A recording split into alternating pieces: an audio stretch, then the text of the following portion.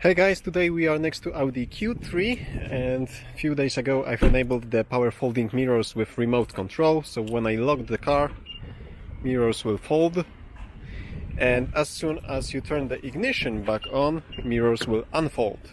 But sadly, let me just show you, mirrors are unfolding right now, but sadly there's no option on the infotainment display to turn this feature off. So let's say it's winter time and you are afraid that there's going to be raining or snowing and there will be ice on the mechanism and you want to protect the mechanism from damages. So you want to disable the auto folding feature, and here on the infotainment display there's no option about it. We have some central locking options but nothing about the mirror folding, and there's nothing that you can do from the infotainment screen about those mirrors.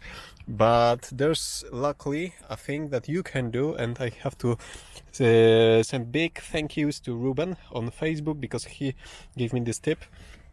So if you have your ignition on and you want to fold those mirrors from within the car, you can just rotate this knob to the 6 o'clock position and mirrors will fold, and when you are back over here, mirrors are unfolding. But if you do it like this, ignition off, door open, 6 o'clock position, mirrors are not folding right now, and you are exiting the car,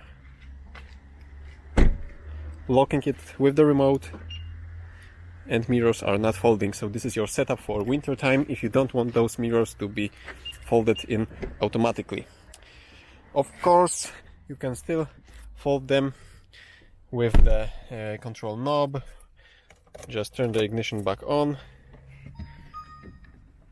back over here, back to 6 o'clock, and they are folding. So it depends when you are switching this control knob to 6 o'clock position. If the ignition is currently on, it will fold those mirrors, and if the ignition is off and doors are open, it will keep those mirrors unfolded even if you have this feature to fold them with remote control enabled.